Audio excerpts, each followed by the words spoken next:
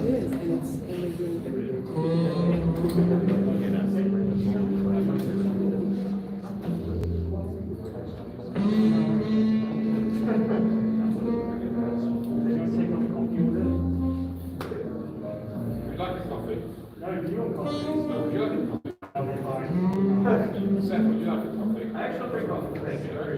That's why I asked you for the coffee, so you can say no.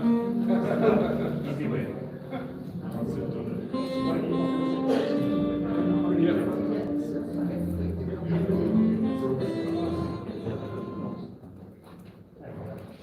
All right, good afternoon, everyone. We've come to the conclusion of the 77th IATA Annual General Meeting and World Air Transport Summit. It's been, I think, a very interesting day and a half. This is the concluding press conference, your chance to ask us anything you want with respect to the events of the last couple of days. And I think we've got a lot to talk about. So there was the net zero discussion yesterday, COVID recovery. If we can keep it to content that's related to the AGM and related to the industry level in terms of questions, that would be fantastic. So we'll take questions in the room and online. We'll start in the room, and gentlemen in the second row. Good morning. Sheldon Price in South African Broadcasting. For Mr. Walsh first, could you talk a little bit about the African market in general and South Africa in particular? What do you see as some of the bottlenecks, some of the obstacles to a full recovery there? No vaccinations, you talk about government action within a limited fiscal space post-pandemic. If you could just talk about Africa in general, and for Mr. Hayes.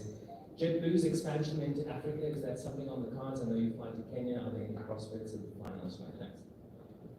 Well, I think you've answered your question extremely well yourself. It's principally around vaccination, as we've seen, and it's one of the reasons why several of the panelists, both from within and outside the industry, highlighted the need for vaccine equity, because clearly this pandemic will only truly be overcome when vaccines are available worldwide and available to everybody who needs one. And it's the reason that we've been saying that at IATA, we can't have a situation where people cannot travel unless they're vaccinated, but then they can't access vaccines. So vaccination is the issue that will cause the African market's recovery to lag behind.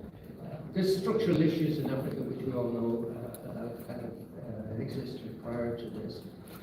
Africa is a fantastic opportunity for the future. It will be a market that everybody wants to serve. Infrastructure is improving all the time.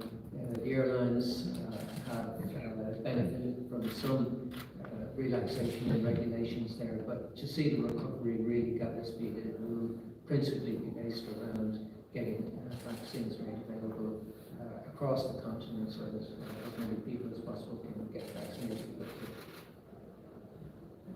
Yeah, good. And just quickly on Africa, I mean, unless I missed an announcement today, we don't actually fly to the Kenya. No, look, I mean, about a third of our capacity is international. You know, we go where the fares are high and the service has tended to be poor. So we're going to continue to build out our international footprint. Africa's probably not on the cards though. Okay, I'll take a question in the front row. Hi, Robert Silk, Travel Weekly. So this could be for either of you. Have you gotten any communication from the Biden administration about the specific date for the reopening of U.S. borders, and how important, if the answer is no, how important is it to get that specificity? So we don't have any clarity on an actual date other than that has been communicated externally. We do expect it though to happen in November, and we do expect it to be ahead of the Thanksgiving holiday.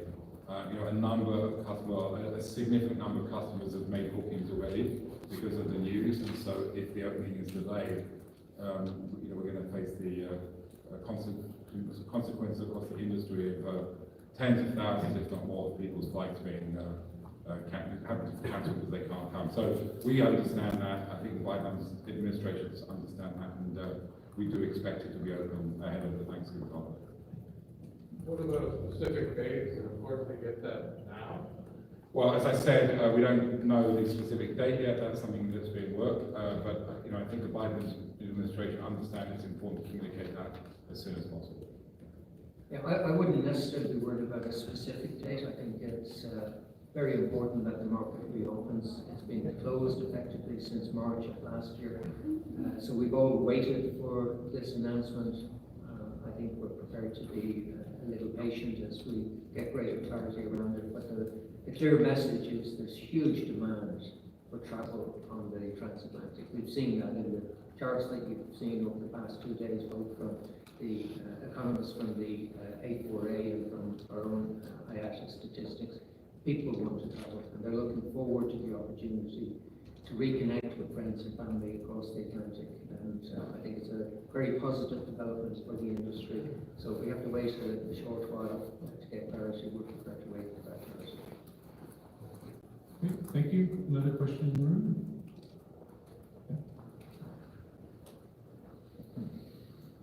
Thank you. Henri Kemener with Agence France Presse based in Paris.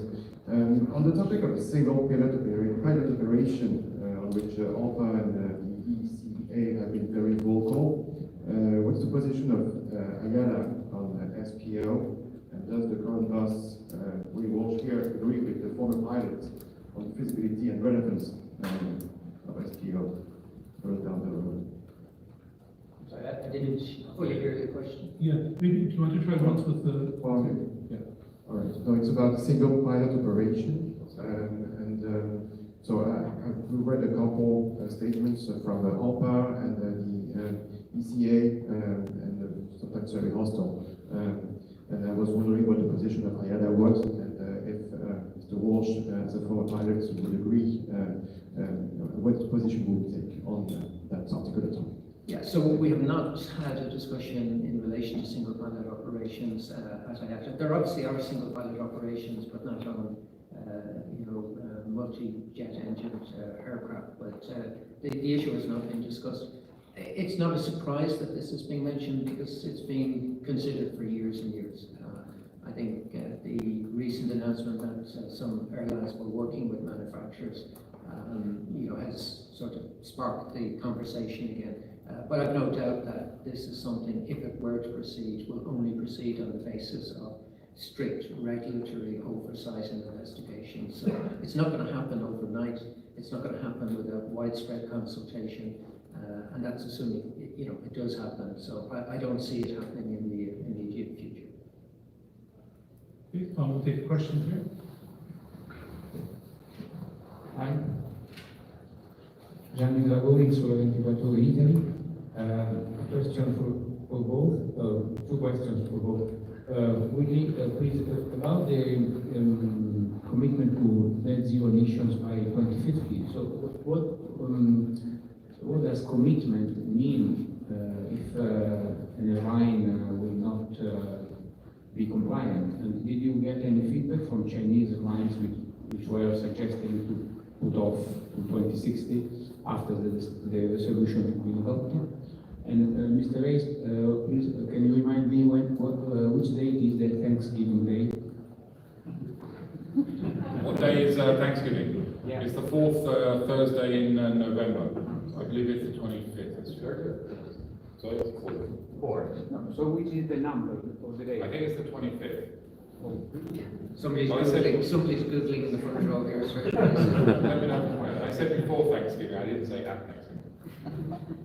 In relation to net zero, the reason IATA wants to be clear in terms of the ambition of the industry is we now need to engage with regulators across the world. Of critical importance will be the ICAO assembly in October of next year, when ICAO will be looking at a long-term ambitious goal for the industry. And we want to make sure that we're aligned, that our position aligns with those of most governments around the world. What I would say is that I had an email from Chairman Liu at China Eastern congratulating us on the success of the AGM, highlighting his commitment to IATA. He clearly has articulated his position very clearly for several months, but he continues to be a strong supporter of IATA, and I know he would have loved to have been here in person, but we will see him in Shanghai in June of next year. The intention is that he's the host airline CEO, so he will be the president of the AGM as well. I think everybody will have an opportunity therefore to speak with him, because he'll be sitting in Robin's chair next year, and you can ask that question directly to him. But what I can tell you is he's a very strong supporter of IATA, and he congratulated us on the success of the AGM, and he looks forward to continuing to work with us. Okay, we have some questions online, and one sort of follows on from that with respect to net zero. And the questioner says, given where we are currently with sustainable aviation fuels and the 450 billion litres that we'll need in 2050, is that a realistic progression to expect between now and then? Absolutely. I have no hesitation in saying it is. People have often argued that it needed the airline industry to send a strong signal to fuel manufacturers that we were prepared to use sustainable fuels and to buy sustainable fuels. I never believed that. But if a strong signal was required, they've certainly got it now. And I've believed in sustainable fuels for many years. Very active when I was at British Airways and at IAG in terms of research into sustainable fuels and indeed investment in sustainable fuels. So I believe it's a very credible option for the industry, and the demand for this product is going to grow and grow, and there will be no hesitation on the part of airlines. And I can tell you, I speak to airlines who say, we've been trying to operate flights with 50-50 blend sustainable kerosene, because that's what's the maximum that's certified at the moment. And in some cases, they can't get the 50% of sustainable fuel. So it's not a case that airlines won't buy, it's that the supply doesn't exist. But I believe the supply is going to start coming into the industry, and there's a very clear and strong message going out from the industry that we want sustainable fuels, and we want the fuel manufacturers to start producing them at significant volume so that we can progress our commitment to improve the environmental performance of the industry. Okay, we'll take one more question online, and then we'll come back to the room. The question online also reflects a clear and strong message that the industry gave yesterday, which was with respect to user charges at our infrastructure partners. The questioner says airports have strongly rejected IATA statements from yesterday. Was this an expected reaction, and how does IATA react to their reaction? No, I was shocked when they reacted the way they did. It was a great surprise that they would try and tell us that we were wrong.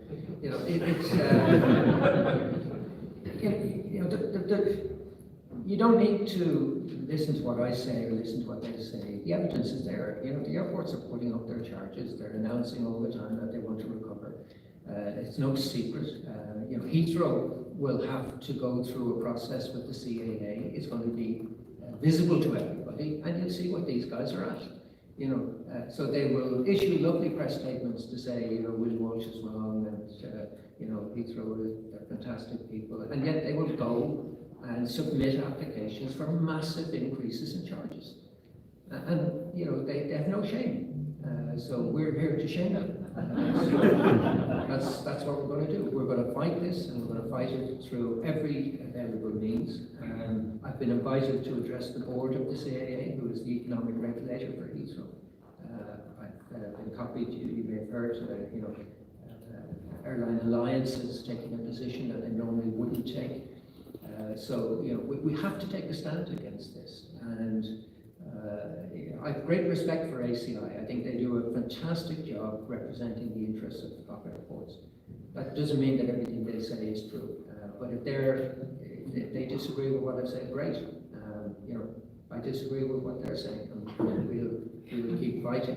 But we're not going to back down just because somebody issued a press statement to say, we didn't calculate the figures right. We did. I know, as a former airline CEO, I know how much I paid on this. I know how much they say we pay, and I know how much we actually pay.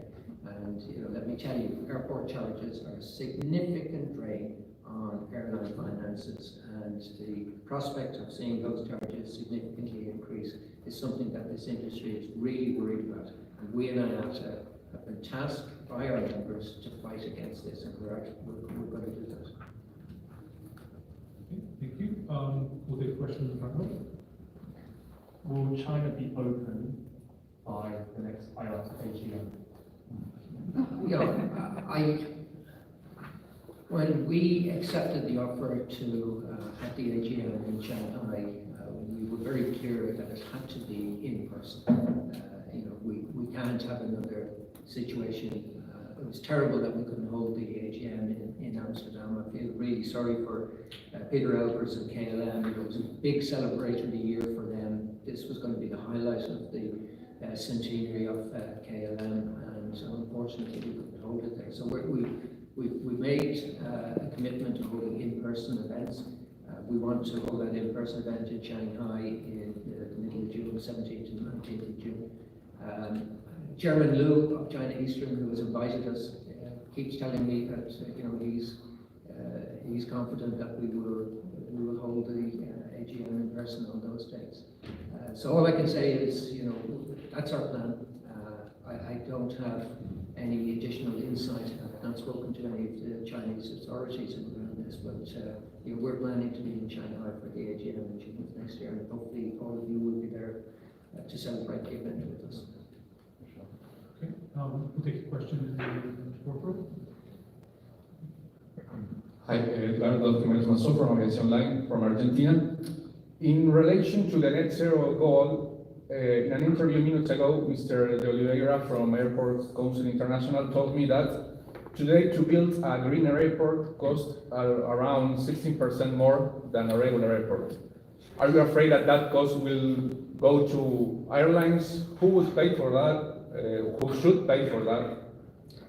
Well, let me be honest with you. I've used this analogy before. If airports were buying aircraft, they would happily pay the list price. I've never known an airline to pay the list price for anything. And the reason is they have no incentive to reduce their costs because they get rewarded on the money that they spend.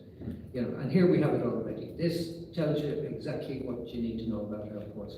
Everything for them costs more money because it's in their interest for everything to cost them more money, because the more they spend, the economic regulation for some of these is based on the regulated asset base. So the bigger the RAB, the more money they can make, and therefore to expand the RAB, they spend more and more money, even where it's not required. And that's why Heathrow wanted to build an £800 million car park. Where in the world would you see anybody wanting to spend that amount of money on a car park? But they wanted to do that, one, because they could, and two, because it was in their interest to inflate the price as much as possible so they could make a handsome return on it. So I don't accept that it will be more expensive to build a green airport. And I think that's the wrong way to approach it. I think airports can be extremely efficient when they want to be. They need to have an incentive to be more efficient, and they need to be called out when they talk about their commitment to net zero, but then say that they have to increase all their charges to get there. That's too easy. We will be challenging airports when it comes to the investments that they make. Thank you. Okay, another question? The third row? Hi, my name is Michal from Financial Newspaper in Israel. You have, the question is for both of you, cost on one hand and the need to encourage passengers to go on board. And on the other hand, you have debt, you have competition, and you have the sustainability, which have its own cost. What will happen to the prices of the tickets as the demand will rise? Well, I don't think they're mutually exclusive at all. There are examples of many airlines who are able to grow, offer low fares, and also show a great commitment to the communities they serve and sustainability. It is a competitive industry, and the most successful airlines will be the ones that can continue to do that. And just to build on Willie's point on airports, airports are able to keep their costs down. Airports are able to keep their user charges lower for airlines. They're the ones that will grow. You know, where you tend to see a lot of these very high charges are in monopoly airports that are already full because they're really, you know, they can really do what they want. But the majority of the airports aren't like that. And in the US, for example, where in many cities and municipalities, there's more than one airport that you can fly to, that competition is good. And so, you know, I don't think people should be expecting to pay higher fares. In fact, we talk a lot about equity. It's very important that low fares do stay low because that's what's going to make our industry accessible to all. And if governments just want to make the price, the way they view sustainability, if they just look at that and say less flights and higher fares, that is not an equitable-based solution at all. I'd agree with everything Robin said, but I would just comment on, you said we need to encourage people to fly, but we don't actually need to encourage people to fly. People want to fly, and we've seen strong evidence of that. The reason that demand when we report on it is significantly down is people can't fly, and they can't fly because we have restrictions that are impeding international travel. Once those restrictions are removed, and you saw that in the charts that were shown over the last day, there is an immediate response in bookings from people. So actually, we're not in an environment where we have to start taking measures to encourage. It's a very different sort of crisis that we face today, different to what we witnessed post 9/11, when we genuinely did need to encourage people to get back in the air again, or even through the global financial crisis, where price stimulation was a big part of getting people. This time around, people want to fly. They really do, and airlines want to fly them, but the restrictions that are in place today are preventing them. So the price will rise? Well, what's influencing price, and Robin has said it, the part of the problem is that the supply has been significantly reduced because airlines have had to take aircraft out of service. So I think in the short term it will be the supply and demand equation. Michael O'Leary has said the very same thing. He said that his expectation is that prices will go up.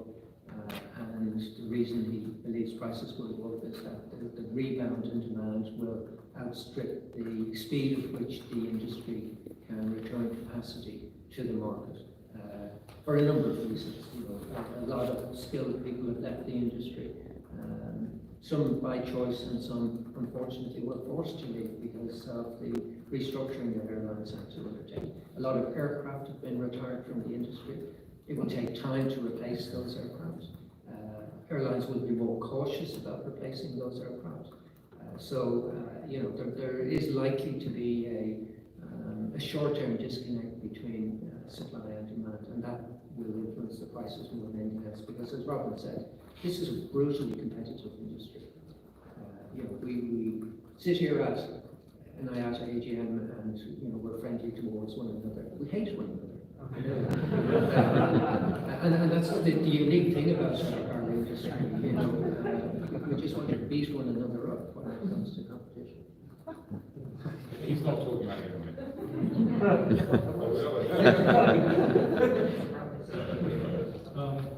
While we're on the topic of cost, IATA has called for governments to pick up the cost of testing if they're required. The questioner says, given that governments still tax aviation as a luxury, how confident are you that they will accept that, or how concerned are you that they might put that cost back in the industry?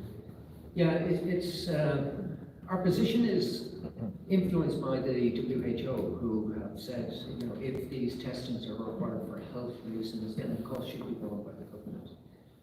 Ideally, we'd like these tests to be removed.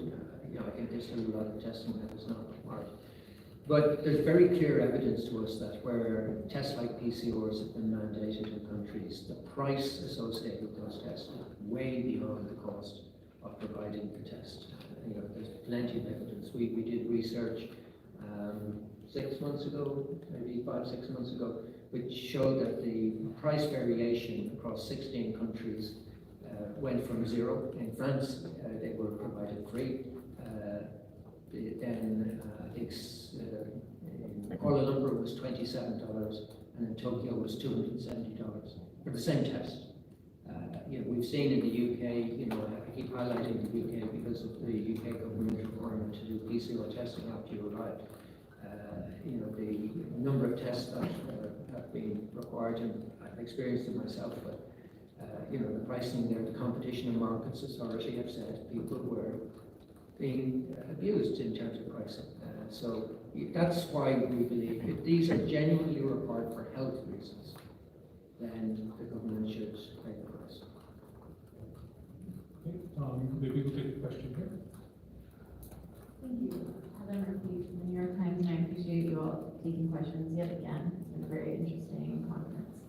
I have a question. Something that's come up a lot in many different sessions is that it's a confusing time to travel, and another thing that's come up is that the airlines are often having to play a role that previously the government was playing in doing testing or dealing with certain travelers' issues that because of this strange situation we're in.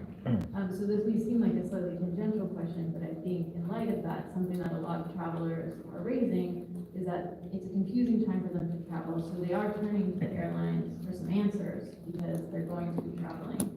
And so they're trying to call the airlines, or they're trying to need to change their flight because, as we know, the rules change all the time. And I'm not trying to make this about JetBlue, it just happens to be that you're here, but I'm interested in all of your perspective.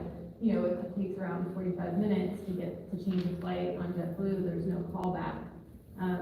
Should airlines offer callbacks? Should airlines have a different approach right now to allowing people to call them?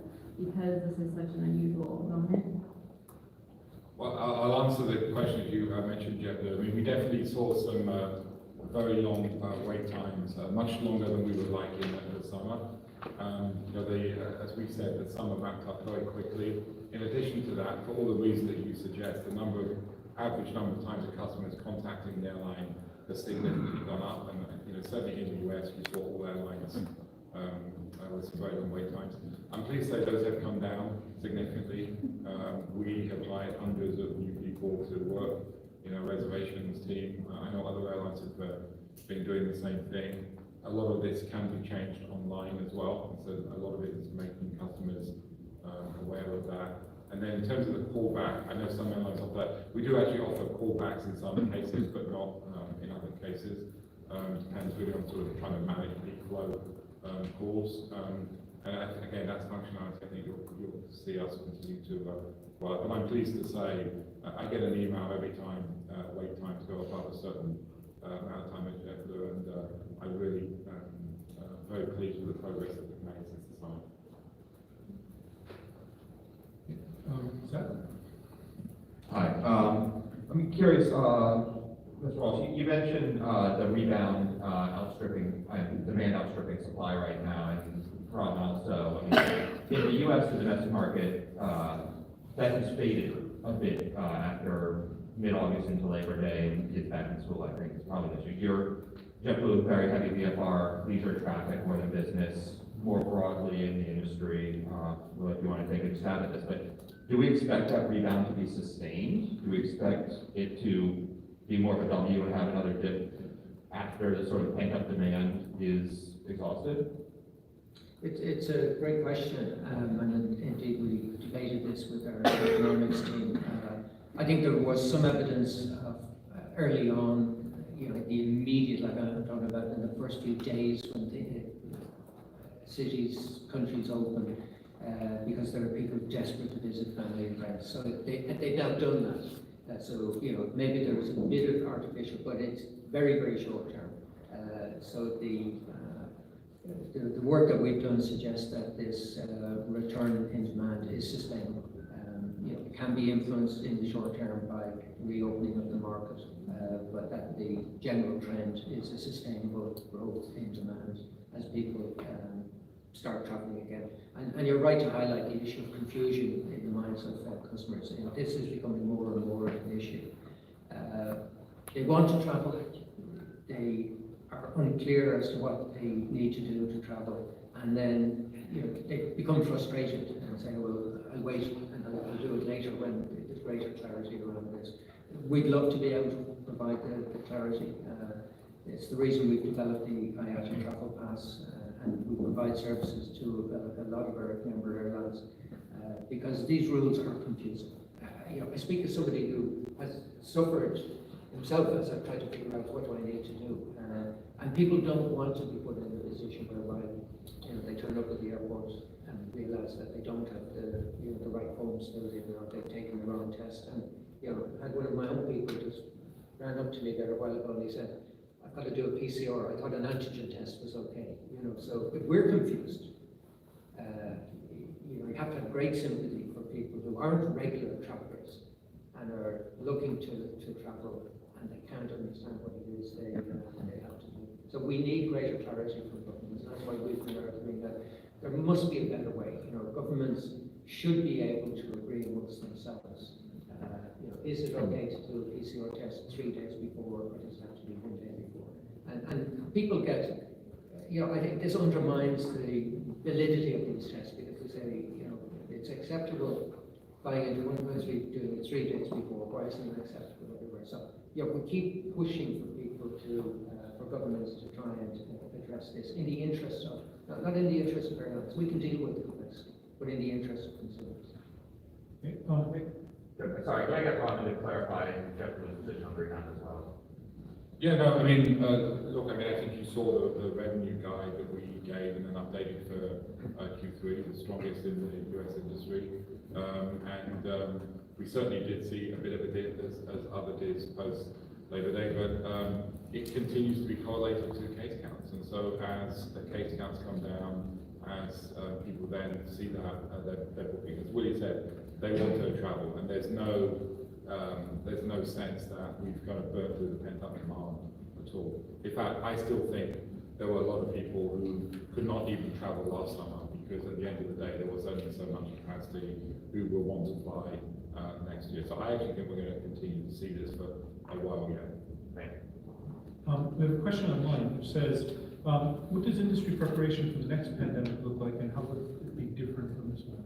Yeah, I think that's a great question. I think we, as I said in some of my remarks, I think maybe as an industry we were too sympathetic to governments early on, which enabled them to introduce very restrictive measures, which we didn't agree with.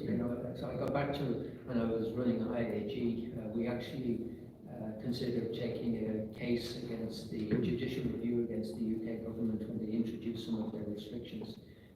And we felt very confident that we would succeed in that case because they introduced the restrictions and it was clear they weren't based on scientific evidence. There was no real assessment of the measures they were putting in.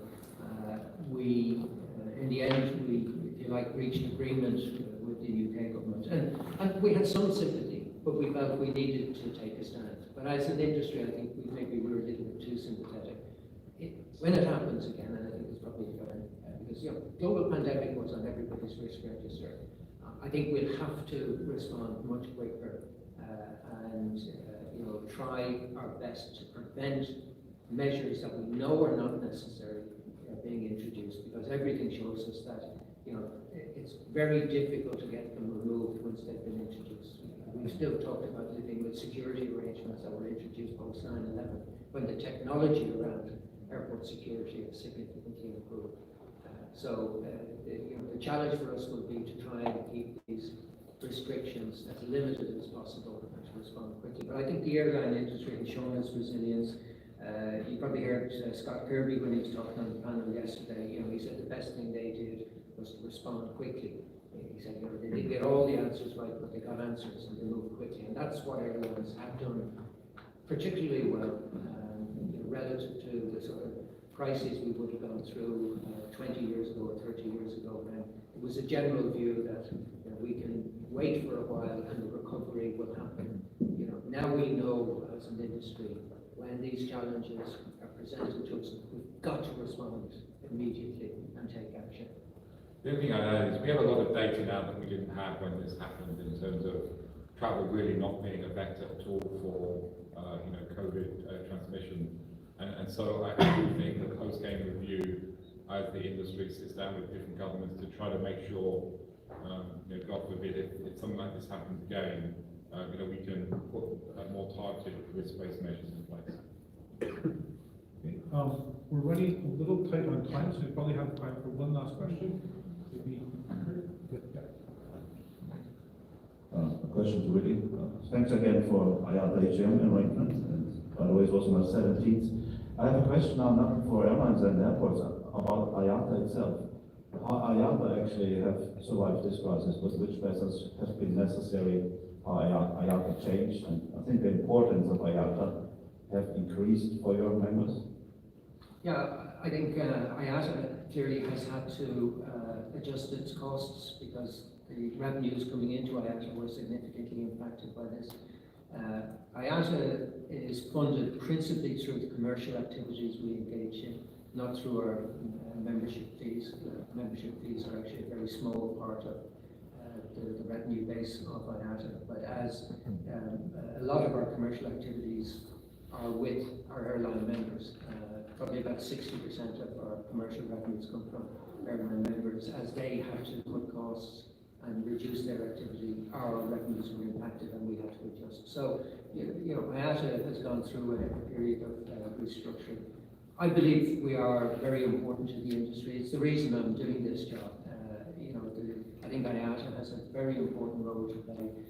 You've heard me say this. I have freedom to say things and to be critical of people, governments, airports, and others that the airline CEOs that I represent can't always do. They would like to say it, but for various reasons they feel, not as free as I am to say it. So my job is to sometimes say very publicly what they would say to me in private, and that they're not able to say. So IATA is here. One reason only. You've heard me say this. We're here to serve and represent the members, and that's what we intend to do. And I'm pleased that we're seen by our members as being relevant. We've got to continue to ensure that every day when we're working at IATA, that everything we do is to make us relevant to our members. Okay, thank you. We have time for maybe one last very quick question, if someone has one. Otherwise, we'll be in the back of the room, and that'll be the last question.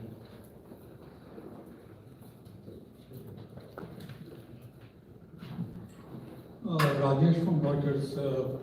Listening to you, it sounds like that nearly 2 years into this pandemic, demand is no longer a problem for the industry.